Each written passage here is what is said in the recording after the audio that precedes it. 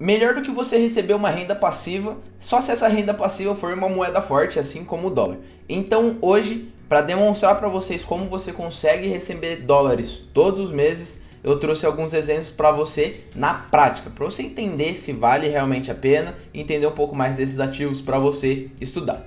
Beleza? Então vamos conversar um pouco mais sobre esses ETFs. Já pensou fazer parte de uma comunidade onde todo mundo está alinhado e focado no mesmo objetivo? Então, pensando nisso, a gente acabou criando a comunidade Análise de Ações, uma comunidade onde a gente está lá todos os dias ativamente, tirando suas dúvidas, formada por diversos investidores onde estão todos focados no mesmo objetivo, gerar nova renda passiva, além disso, alcançar a própria liberdade financeira. Além disso, é uma comunidade onde você vai ter acesso a diversas análises. Todas as semanas nós estamos adicionando novas análises tanto de ações Brasil, exterior, fundos imobiliários e diversos tipos de investimento, REITs, ETFs e tudo mais.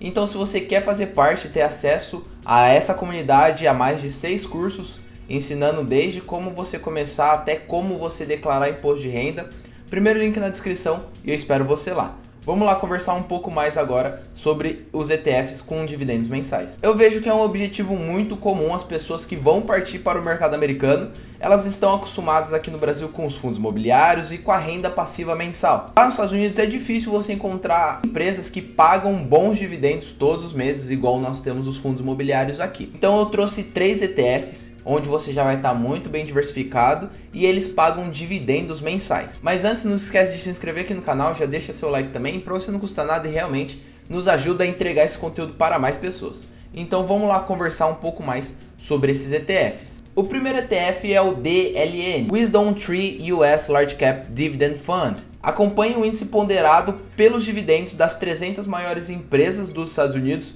que pagam dividendos. Embora o portfólio do DLN se pareça muito com outros fundos de grande capitalização, ele oferece um rendimento de dividendos significativamente maior. Aqui a gente tem o emitente, que é a Wisdom Tree, uma gestora aí bastante responsiva, ela tem diversos grandes fundos. Ele é um fundo bastante antigo, fundado em 2006, e ele possui uma taxa de administração relativamente ok, que é de 0,28%. Além disso, possui 3,09 bilhões de ativos sob gestão, com uma liquidez bastante razoável. Se a gente for observar aqui, de acordo com o ETF.com, eles possuem mais de 660 posições. Além disso, eles pagam um dividendo médio aí de 1,48%, que é o seu dividend yield. Se a gente for dar uma olhada nas suas principais posições, ele acaba ficando bastante parecido com o S&P 500. Se a gente for observar, a gente tem a Microsoft, Apple, Johnson & Johnson, JP Morgan. Essas daqui estão no top também do S&P 500, mas Verizon, Philip Morris, AT&T, Procter & Gamble, Home Depot, Altria são empresas que estão no S&P 500, só que não estão no top 10. Então é uma coisa bastante interessante. Se a gente for ver, concentração em tecnologia acaba sendo bem menor do que do S&P 500. Agora vamos conversar sobre o segundo ETF, que é o GEPI, o JIP, JP Morgan Equity Premium Income ETF. Esse daqui acaba sendo um pouco diferente, ele é um fundo ativo, então existe por trás dele um gestor que vai estar tomando as decisões principais. Ele acaba focando em grandes empresas americanas e ele busca retornos parecidos com o S&P 500, com uma menor volatilidade e um maior pagamento de dividendos, com uma menor volatilidade e uma renda mensal. Isso pode ser bastante interessante para você que está querendo começar a investir lá nos Estados Unidos, que você pode começar por um ETF parecido com esse, que vai estar,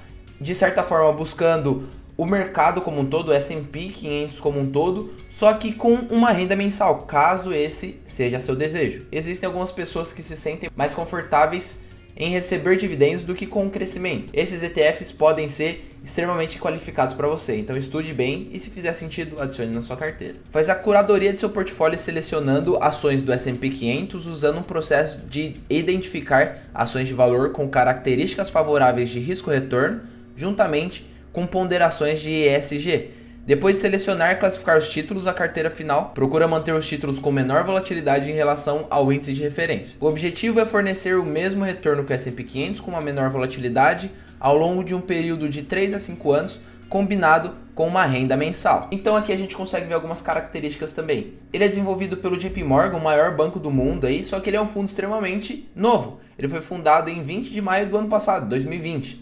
Ele possui uma taxa de administração bem baixa se a gente está falando de um fundo com uma gestão ativa, 0,35%.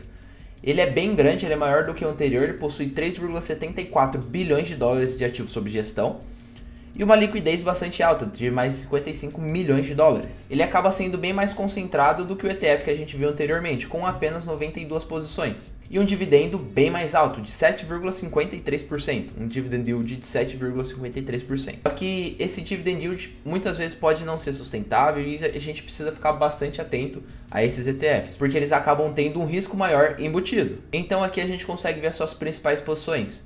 A gente tem a Alphabet, que acaba sendo uma empresa que não paga dividendos. Tem a Intuit, a Microsoft, a Accenture, DTE. Eles possuem bastante coisa em caixa. Então são empresas aí, se a gente for ver, acaba sendo bem mais diluído nos setores. Se a gente for ver saúde, consumo cíclico, finanças, industrial e consumo não cíclico, tem quase a mesma ponderação. Então esse daqui é um ETF que eu particularmente não gosto muito por ter uma gestão ativa. Então tudo isso vai de você. Vale a pena você investir nele ou não? Tudo isso acaba sendo uma decisão sua. E o último que eu trouxe para vocês é o PEY. PEY, Invesco High Yield Equity Dividend Achievers ETF. O PEY ele acompanha as empresas que cresceram pelo menos por 10 anos consecutivos seus dividendos, que é o que a gente chama de Dividend Achievers. Eles ficam um pouco abaixo dos Dividend Aristocrats, que são os que crescem seus dividendos anualmente por pelo menos 25 anos consecutivos. O compromisso da PEY com a estabilidade de dividendos torna uma opção atraente no espaço de busca de dividendos.